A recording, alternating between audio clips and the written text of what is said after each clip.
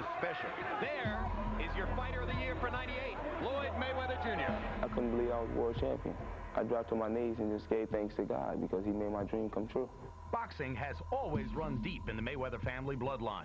His uncle, former junior welterweight champion Roger, and his father, one-time welterweight contender Floyd Sr., indoctrinated little Floyd into the family business at an early age. He lived in the gym. He's been in the gym all his life. So I knew my son was going to be a champ pretty much since he's been born. He's been fighting since he's been born. While his training and upbringing have prepared Floyd for what to expect inside the ring, it's what's happened outside the ring that wouldn't have been predicted. The once rock-solid father-son foundation that brought the fighter to stardom in 1998 soon developed a crack, and the relationship disintegrated just 1 year later. Me and my dad came to an agreement that he was going to move on and train some other fighters, and I said that I was going to move on and work back with my uncle because I feel a lot more comfortable. I want to get it straight before he left. People be telling him, oh, your dad is too strict, your dad too this, your dad too that. Why do you think he got to be pound for pound best in the world? Somebody taught him how to do that, and that somebody was me. Beforehand, it was just like I was in like a boot camp. Just nothing but boxing and go to the room. Now I feel a lot more comfortable because I get a chance to, even though I'm training, I get a chance to still live my life. When he out the ring, that's his business. When he come in here, then I'm controlling him. I'm controlling what he do, what he should do, or how he should do, and how he should make this approach, and what makes the fight easier for him. With Uncle Roger now in his corner, the emphasis is no longer on the defensive skills stressed by Floyd Sr. These days, little Floyd has a much more aggressive approach. Mayweather more active than we normally see him, but he's probably out to put on a show. Well, without offense, you can't win the fight.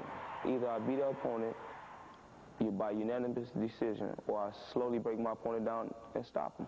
It ain't about being aggressive right now. He got to fight a smart defensive fight. You don't win fights being defensive. You win fight by punches landed. Ali was defensive. He still had the second highest knockout ratio in heavyweight history. After an 8-month layoff, Floyd Jr. defeated Emmanuel Burton in his first bout since parting ways with his father. But this fight took a heavy toll on the face of the pretty boy. What would you have liked to see Floyd do? Would you like to see him fight like he fought Jorge Rodriguez? Or would you like to see what you just seen? I think what the fans like about little Floyd is how he is now. It was an exciting fight, and that's what the fans and the people want. But the main thing is Floyd Mayweather still won the fight. They finally got a chance to see Pretty Boy bleed profusely from the nose. Tell me, out of the 10, 11 fights he fought with his father, where was any blood? Where was any knots? He needed some defense that night. While young Mayweather's strategy may be questioned, he's banking on his new, more entertaining brand of boxing to change his identity in the eyes of fight fans. When I go into this fight, I know I'm going to be feeling good. I'm going to go out there and put on a superb show and show him that, flamboyant Floyd ain't going nowhere. I'm still flashing, I'm still doing my thing.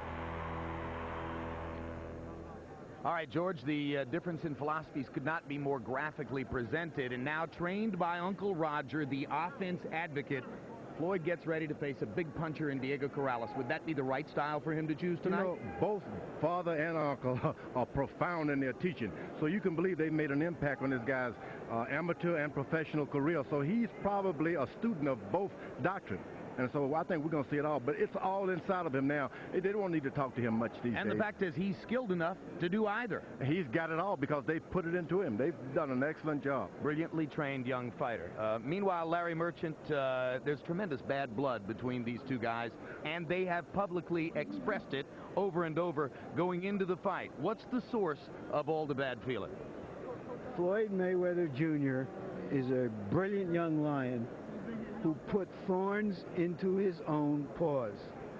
While he was sorting out all of his problems outside of the ring, fighting only once in a little bit more than a year, Corrales filled that space with some rousing KOs.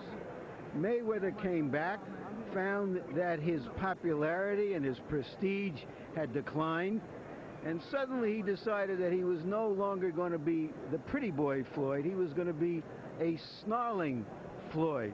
He was going to be Eminem rather than Britney. He was going to win with and attract people with controversy. And he admits this openly. So He says he's going to win this fight for all the battered women out there. And Corrales is countered by saying he'll win the fight for all the battered fathers out there. This is as bad blood gets in our blood sport. And that's not necessarily a bad thing. Blood is good. Blood is emotion. Blood is a story, a drama. Blood is what we want to see in terms of passion. What we want is a bloody good fight tonight. This from the man who did a story on cockfighting for HBO's Real Sports. Well, it's hard to imagine any fighter going into his biggest fight with bigger distractions than Diego Corrales, who fights tonight to try to rise to the top of the boxing world.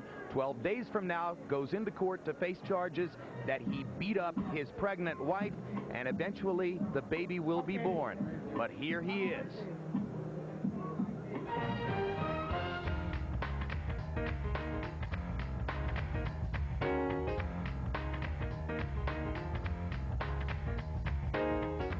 The process of losing weight is pretty strenuous. It's an all-day job.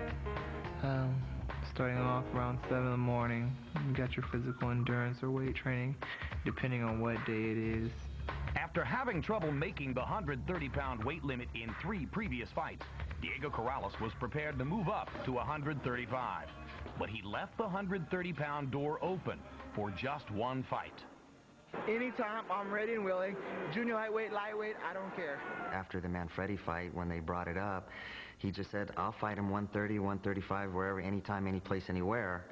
And Mayweather thought that it was to his advantage to take advantage of that and say, okay, I'll fight you at 130.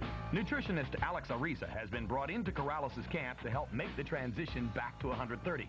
But still, Corrales' body can be less than cooperative.